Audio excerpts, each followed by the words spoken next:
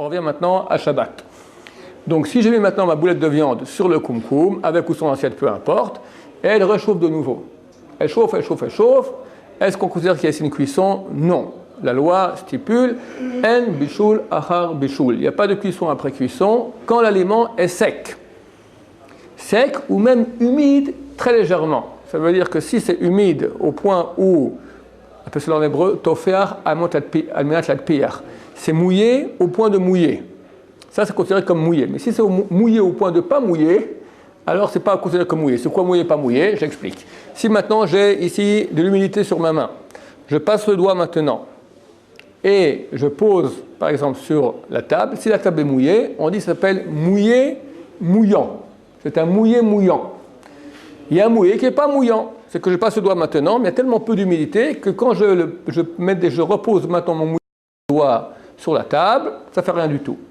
Si l'aliment est mouillé, pas mouillant, alors on considère comme entièrement sec. Le mouillé, pas mouillant, ce n'est pas considéré comme mouillé, mais c'est considéré comme sec.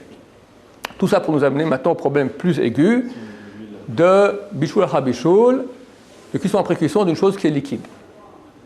Il n'y a pas de cuisson après cuisson d'une chose qui est solide, mais il y a une cuisson après cuisson d'une chose liquide. La vérité, c'est une marloquette, c'est une divergence d'opinion entre les grands rishonim. Certains disent qu'il y a cuisson après cuisson en liquide, il y en a qui disent qu'il n'y a pas cuisson après cuisson en liquide. Mais vu qu'il s'agit ici d'un interdit de la Torah grave, bishul, donc on ne prend pas de risque. Vu qu'il y a beaucoup de rishonim qui disent qu'il y a ici cuisson, donc on considère qu'il y a ici une cuisson. Pourquoi je rappelle que c'est une marloquette, c'est une divergence d'opinion? Parce qu'il y aura quand même certaines conséquences à cela, qu'on verra ultérieurement. En tout cas, au niveau de la cuisson après cuisson, on considère qu'une cuisson d'une chose liquide qui est arrivée à ébullition, donc elle a été cuite, elle s'est refroidie, on considère qu'elle est de nouveau comme crue.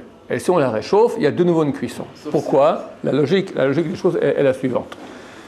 Quand je prends une boulette de viande crue et je la cuis, sa cuisson, même quand l'aliment est refroidi, elle est présente. Il y a une différence entre une boulette de viande crue et une boulette de viande cuite, bien que les deux soient froides. Ça c'est cru, ça c'est cuit.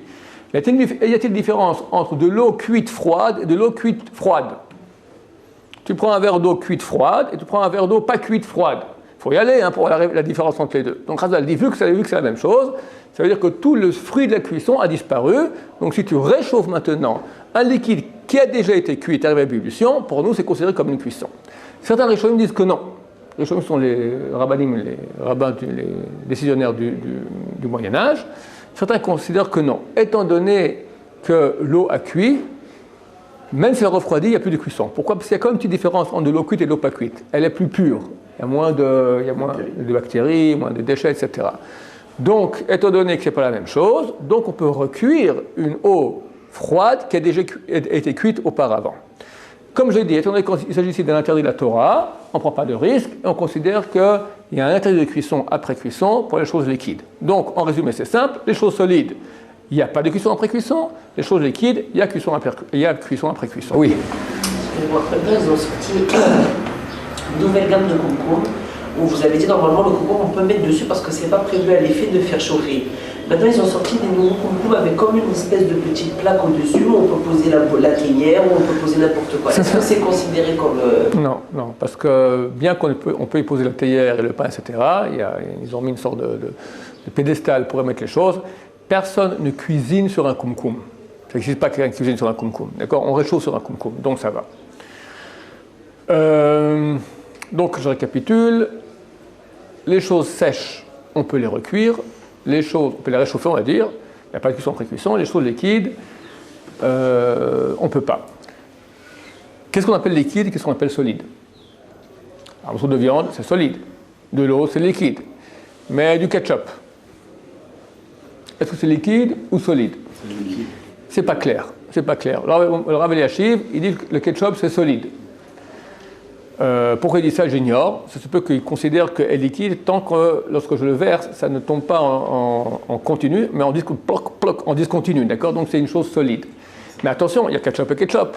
T'as ketchup Heinz, t'as ketchup Marocco, t'as ketchup mexicain, ketchup, il faut voir aussi.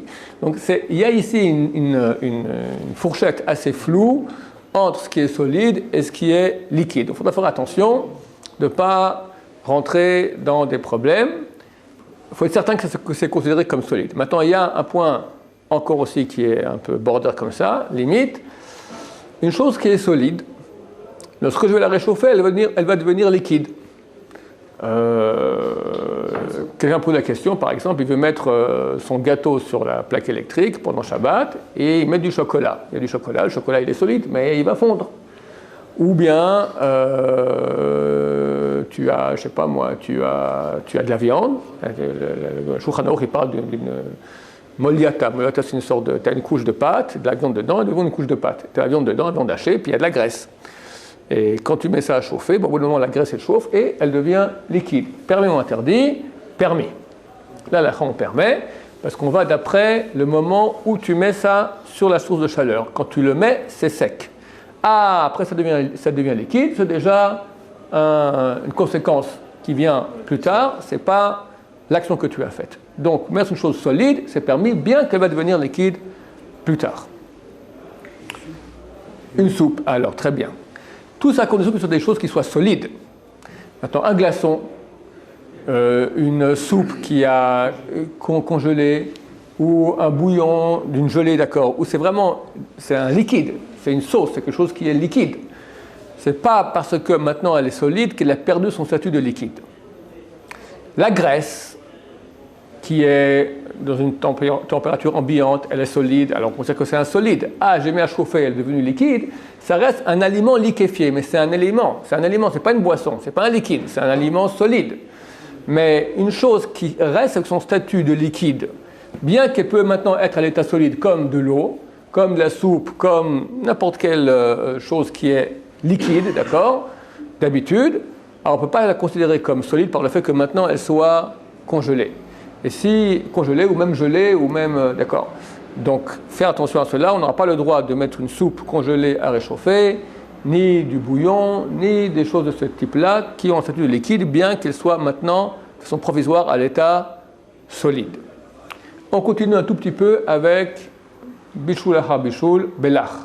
Là, ça signifie liquide, qui a l'interdiction de cuisson après cuisson d'une chose qui est liquide. Alors, j'ai pris maintenant mon eau, j'ai mis dans le kumkum, j'ai mis en situation de cuisson, ébullition, et il y a des bulles, ébullition. Ok, j'arrête. Je vois que Shabbat est dans 3 heures. Long Shabbat d'été. C'est dommage, j'ai fait maintenant 3 heures le kumkum, on veut énergie. En France, on n'a pas des idées, mais on n'a pas de pétrole, mais on a des idées, d'accord. Il faut économiser de l'énergie. C'est pour ceux qui sont de la vieille, d'accord, c'était une pub à la TV il y a 35 ans. Donc, étant donné qu'il y a un problème d'énergie, c'est dommage de gaspiller 3 heures et tous les ustensiles qui provoquent la chaleur donc, prennent beaucoup d'énergie. Dommage de laisser pendant 3 heures maintenant mon kumkum en situation Shabbat de maintenance de la chaleur, j'éteins complètement. Une demi-heure avant Shabbat, je remets en situation de cuisson de Shabbat, et là, une température très agréable de 75 degrés, de 80 degrés. Ok? Interdit. Pourquoi? Parce que vu que pendant ces 3 heures, il n'y a pas eu de source de chaleur, l'eau s'est refroidie. Et maintenant, quand je la réchauffe, je n'arrive pas à ébullition, j'arrive qu'à 80 degrés. Or, on a vu que chaque fois que je vais accélérer une cuisson, je considérerais que je fais une cuisson. Je vais un peu trop vite, je vais expliquer ça plus lentement. Si j'ai maintenant de l'eau que je n'ai jamais cuit, je la mets dans le kumkum et je la chauffe, j'arrive qu'à 80 degrés. Elle n'est pas arrivée à ébullition. Shabbat rentre, je mets sur Shabbat, d'accord, donc sur chaleur constante, ça ne va pas monter, ça va rester à 80 degrés. Mais qu'est-ce qui se passe? Chaque fois que je me sers, il y a moins de liquide pour la même source de chaleur. Donc il y a cuisson. Vous me suivez là, ce qu'on a parlé auparavant. Quand j'ai une quantité d'eau ou de nourriture qui n'est pas complètement cuite, on considère que c'est 80 degrés, ce n'est pas complètement cuit. Si je me sers de cette quantité, je baisse la quantité de nourriture. Pour la même quantité de chaleur, d'énergie qui est produite, il y a ici un problème de cuisson. On va dire que j'ai 10 joules d'énergie, de chaleur pour 10 litres, ça va donner une chaleur de 80 degrés. Si je mets 10 joules de chaleur pour 1 litre, ça arrivera à 82 degrés. Donc, lorsque je me sers en passant de 10 litres à 1 litre, et peu importe, parce que même une petite cuillerée déjà, ça aura son influence, son impact, je suis en train de faire de la cuisson. Parce que je passe de 80 à 80, si on a cuit avant, c'est bon. Si on a cuit entièrement avant, c'est bon. Qu'est-ce que je dis maintenant? Je dis, on a cuit complètement avant, mais on a refroidi. On a dit, dans les liquides, il y a cuisson après cuisson. Donc une fois que c'est refroidi, tout ce qui s'est fait auparavant, c'est comme si ça n'a jamais eu lieu. C'est comme si l'eau maintenant, elle a toujours été froide. En dessous de 70 degrés, refroidir. Alors, qu'est-ce qu'on appelle refroidir? C'est en dessous de 70 degrés. Il y a une fourchette de flou. Qu'est-ce qu'on appelle maintenant une chaleur qui cuit? Si maintenant, je cuis, je prends de l'eau, je la mets sur le kumkum, elle arrive à 35 degrés. Je n'ai pas cuit l'eau. 36 degrés, je n'ai pas cuit l'eau. 37 non plus, 38 non plus, 39 non plus, 40 oui.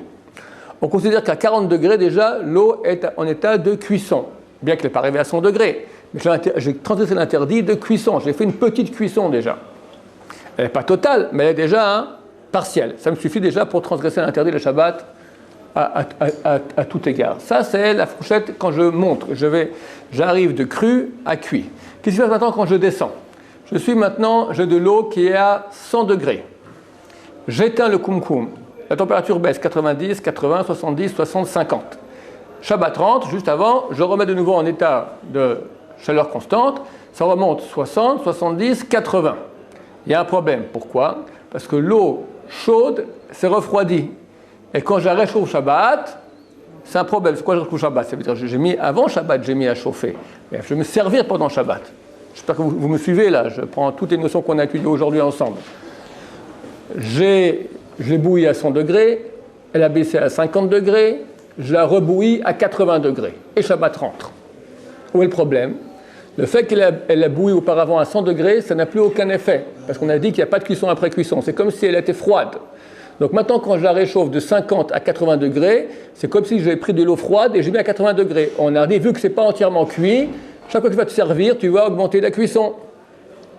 Donc c'est un problème. C'est un problème s'il est arrivé à 100 degrés, elle a baissé à 50 et elle est repartie à 80. Pourquoi? Parce que du moment qu'elle refroidit, alors je considère que la cuisson que j'ai faite a disparu. C'est combien refroidi? Combien c'est refroidi? Là, on prend une tranche plus haute que les 40 degrés, on prend 70 degrés. 70 degrés, si ça baissait moins de 71 pour être très très précis, d'accord, mais qui va regarder le 1, d'accord, en gros 70 degrés. Si l'eau baisse à moins de 70 degrés, d'après certains avis, lorsqu'on la recuit, arrivée à moins de 70 degrés, elle est considérée comme froide. Et si maintenant je la fais réchauffer avant Shabbat à 80 degrés, elle est considérée comme chaude, mais pas entièrement cuite. Et quand je m'en sers pendant Shabbat, je fais de la cuisson. Et les kumkum, ils maintiennent à plus de 70 degrés? Oui. À combien? J'ignore, mais plus que 70 degrés. 70 degrés, tu peux boire un thé brûlant, tu peux le boire à 70. C'est ça, c'est-à-dire ça la limite qu'on donne pour qu'on dise 70 degrés, c'est que tu peux encore boire ou pas. À moins de 70 degrés, c'est chaud, mais tu peux boire. À plus de 70 degrés, c'est impossible. Alors, quand tu sors l'eau d'une kumkum directement, personne ne peut le boire directement. Donc, c'est certain que c'est plus de 70 degrés. Baruch Adonai, l'olam, amen va amen.